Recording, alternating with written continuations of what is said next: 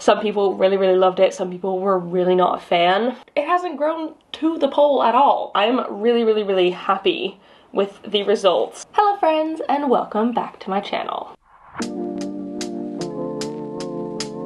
Today I am going to be giving y'all an update on what I think about fluval stratum and tree fern fiber. It has been about a month now since I did my initial reactions to fluval and tree fern fiber over on a different video. I also in there talk about sort of what they are, what they do, what people like rate them for, and I wanted to give them a go for myself. And so I did, and now it's been a month and I have some thoughts. So very excited to share them with you today. Before I do, I just want to say, if you're new here and you don't know me already, hi, my name is Emma and I make houseplanting content all over the internet. So if you want to follow along with my houseplanting journey and maybe learn something along the way, stick around, watch some more of my videos, and subscribe to my channel.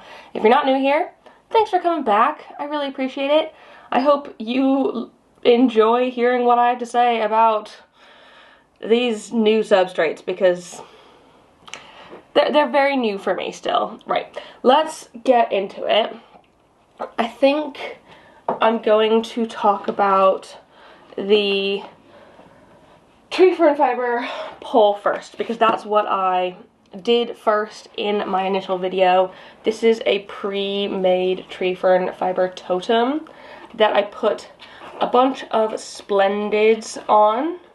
You can see there's quite a lot of splendids. And I do believe they have grown in the time I've had it on here. You can see there are some new leaves throughout. So it has been growing, but it hasn't grown to the pole at all. Like, there's nothing holding it on. The roots aren't growing into it at all. They're just, like, it's kind of a glorified stake at the minute, which, I mean, what's the point? So I don't know if it's something that I've done wrong or what. I've also found it really, really difficult to water this one, like water the pole, because I can't put a cup on top like I do here, because there's nothing to like hold it in place at the top, and I can't just like pour water over the top of it because it just kind of drips off. And I know it doesn't go hydrophobic in the same way that moss does, but I find it really, really hard to hydrate. The only way I could hydrate this one is to spray it with water. And let's be honest, I'm far too lazy to spray it with water. That's why I use the D-shaped poles, so I don't have to spray my poles with water every single day. So I feel like I have just not reaped the benefit from this. This one has been living inside of my IKEA greenhouse cabinet, the Mills Bow, the one that's like 60 plus humidity at all times, if not higher. And it, like, I would hope that that would allow the roots to go into the pole even if it wasn't hydrated, but I just haven't had any sort of luck with this one, and I don't think I would get another pole like this, at least for a splendid or philodendron. Maybe something that's more like epiphytic, because I feel like philodendrons aren't epiphytic, but maybe something like potentially even like a dubia. I feel like they would love that. Or I don't know if that's epiphytic, but dubia, Hoyas maybe. I feel like a Rhaphidophora tetrasperma would climb it, but a Rhaphidophora tetrasperma climbs everything. So I wouldn't count that as something specific to the tree fern fiber totem. But yeah, I'm not a big fan of the totem. I think I'm gonna leave it for now because I don't fancy repotting this plant again. But it's just, I just don't think it worked how I would have wanted it to. And like, although it's like already in a compact package, like that didn't really help very much. So we're just gonna, we're probably not gonna do that one again. Next up, we have this one. So this is my typical D-shaped pole that I use normally with sphagnum moss. And the whole reason I wanted to try out tree fern fiber is because sphagnum moss tends to get hydrophobic if you don't water it frequently enough. And I've heard that tree fern fiber won't do that. And so if you have a tree fern fiber pole, it won't like go hydrophobic in the same way that moss poles would. And people often mix tree fern fiber with moss in their poles in order to kind of help them stay more hydrated. I personally wanted to try just a full, straight, a neat tree fern fiber pole, just to really get the experience of it and see what I thought about it. And I think this one is growing so freaking well. Like, I can easily take this strap off, and these are still connected in there. Like, they're not coming off of the pole. And also, you can see the roots actually going in there, as opposed to the Totem, where the roots did absolutely freaking nothing to stick in. This is doing so well in comparison. And I feel like it is sizing up just the tiniest bit as well. These top leaves are growing really well, and it has grown quite significantly since I've had it on here. This one has been living just right here. It's not getting tons and tons of light in this zone, like occasional few hours in the evening, but generally ambient light throughout the day. And I've been watering it approximately the same amount that I'm watering the other moss poles in that zone, which is every few days. But I do tend to forget this one a little bit just because it's smaller than my other ones, which is completely fine with this one. I feel like if I had a moss pole this size full of sphagnum moss and I forgot to water it a couple times, it would mean that I had to go through and rehydrate it intensely like I do in the shower.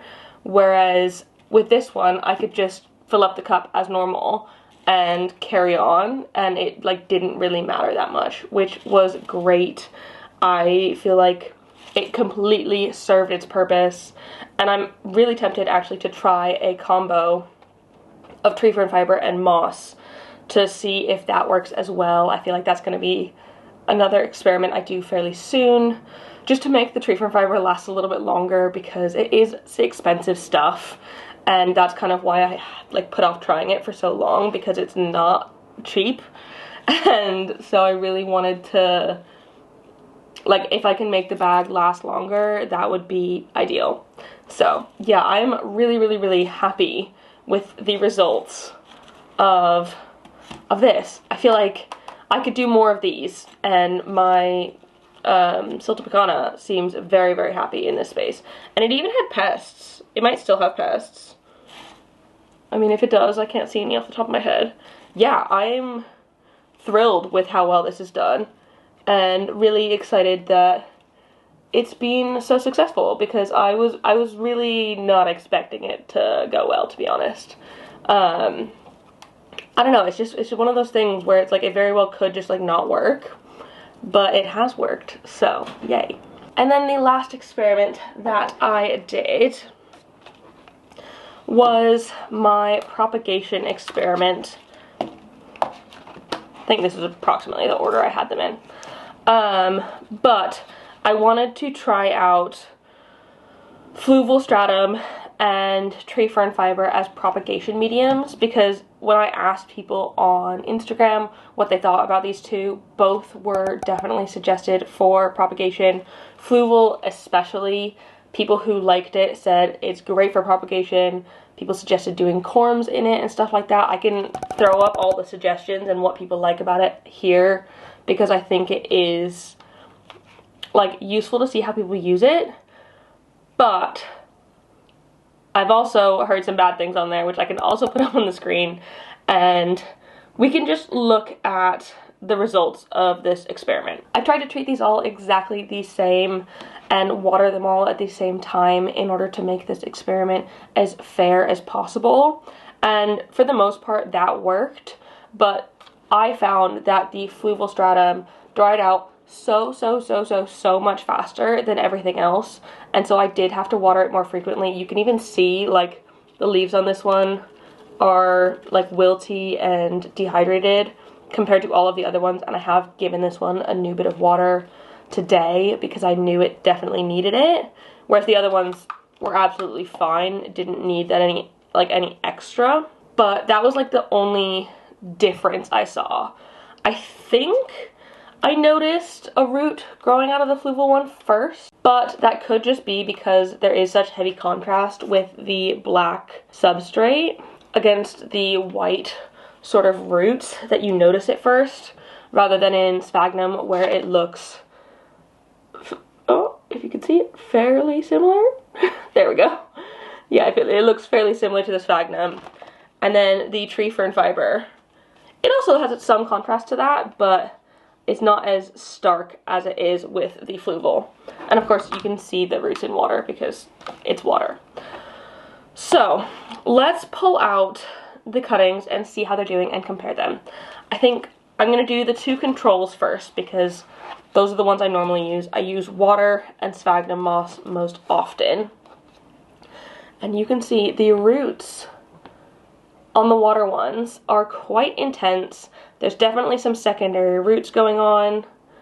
Like, it's definitely ready to pot up. It's probably been ready to pot up for a while. I should also mention that of the two cuttings, one of them has put out a new leaf on there, which is really good. It's not very big, but there is definitely some new growth on there, which is very important and I think is a very positive thing.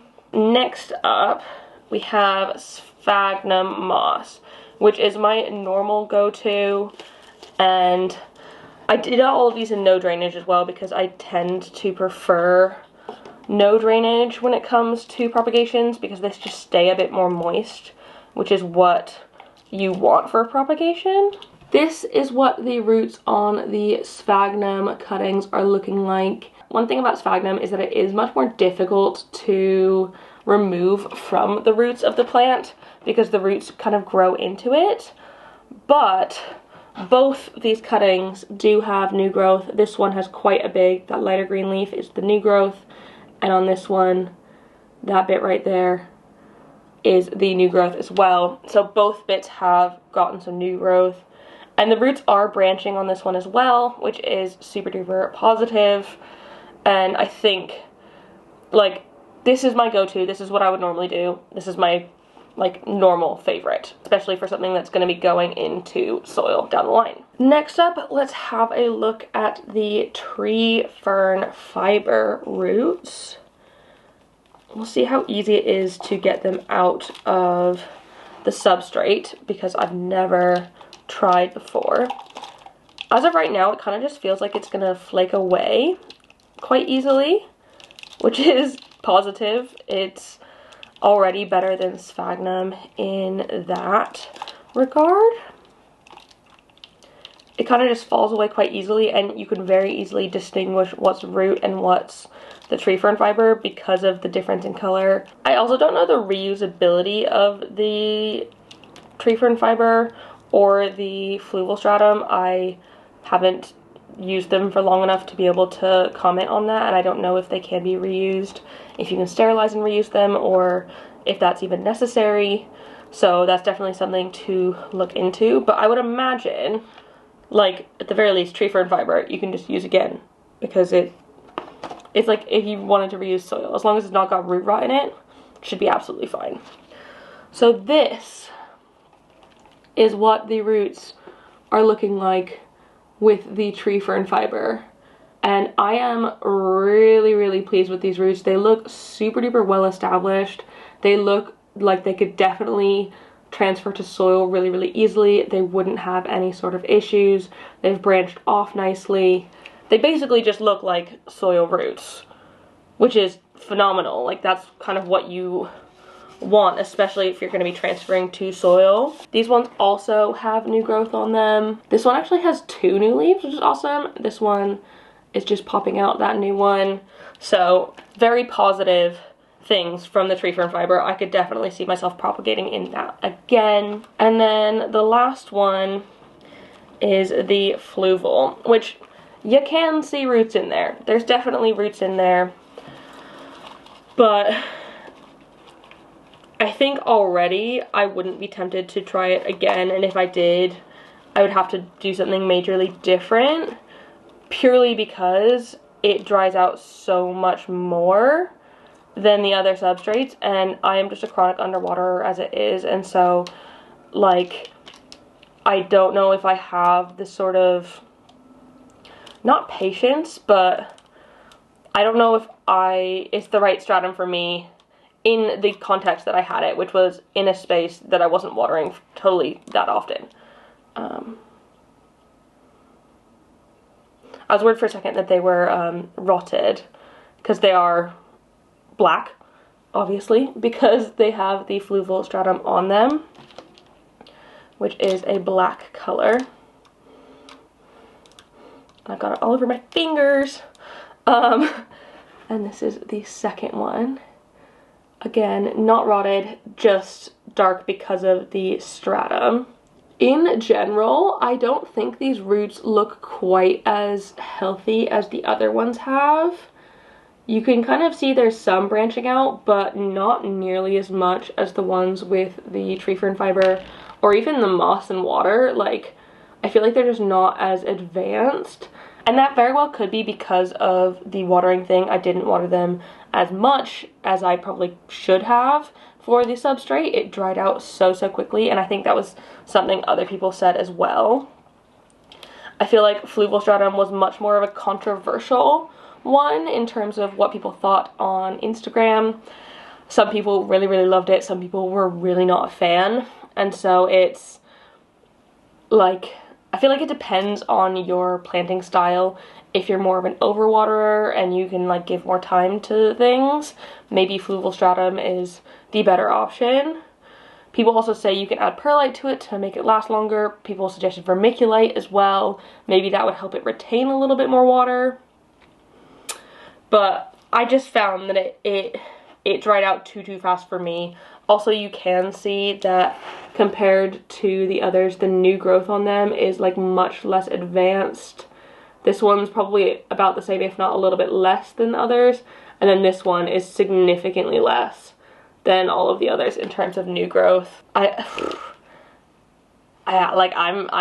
currently not a fan.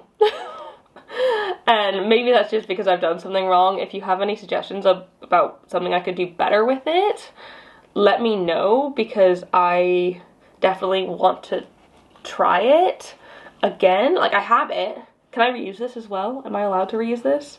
I also have like another container of it that's like not been used previously. Can I just let this dry out and, not the plant, the fluval. Can I let it dry out and reuse it again? Like, what's the vibe? Also, my fingers are super duper dirty from it. That's really gross. Yeah, overall, I genuinely think the tree fern fiber ones did the absolute best in this, and I feel like they'll be the easiest ones to transfer to a soil medium. And I think that is because tree fern fiber is closest to soil. People use tree fern fiber in their soil and stuff like that, whereas they don't as often use fluval or sphagnum moss. And then water in general is just one of those ones that, like, it works really well, and I love being able to see the roots. I find that like really fascinating and watching them grow, but it's not the easiest from transferring from water to soil because they're a different type of roots. But if I was going to put this in semi-hydro, it'd be perfect. So yeah, those are the results of my little test. Obviously it's nothing like scientific, it's just one small test, and it could have been a variety of things that caused these issues, but I tried to give them exactly the same conditions where at all possible they were under the same light, in the same room, and so I did my best to make it as even of a playing field as possible, and I still think I found fluval to be a bit lame. I don't like it. I'm really sad about it because like all of my patrons banged on about how great of a substrate it is. Yeah, that makes me quite sad. So yeah. Anyways, that is it. That is me experimenting with some new substrates. I really hope you enjoyed this video, and I hope it's encouraged you to try some new substrates as well. Also, try these things anyway. I've got no skin in the game, you don't have to, but I feel like it's a really good thing to experiment with houseplants and try out new things and figure out what might be better or worse for you. Like, I'm definitely going to be doing more tree fern fiber poles like this, or mix them with sphagnum, because I feel like it is primo. Before I sign off, I want to say a big thank you to the newest member of my Good Growing fam over on Patreon, Zakulska. Thank you so much for joining in. I hope you really enjoy it over on my Patreon. Enjoy the bonus content, all of the fun stuff that's been going on over there. I've had some very exciting videos recently, trying out some new stuff, looking at wedding venues, and there's just so much more to do on there, and bonus content, etc. So if you're interested, that's absolutely fine, absolutely great. It's £3 a month, or about $4 or €4, but no pressure. Like, it's absolutely fine. It just helps me a little bit, and you get to know me a bit better. So yeah, thank you all so much for watching. I really appreciate it. If you like this video, please give it a thumbs up down below, and leave a comment on other houseplanty things you'd like me to try out in the future, talk about, share with you, tips and tricks for fluval and tree fern fiber, because apparently I need help with this one especially. And don't forget to subscribe for more. Again, thank you so much for watching, and don't forget to keep growing. I will see you next time. Bye!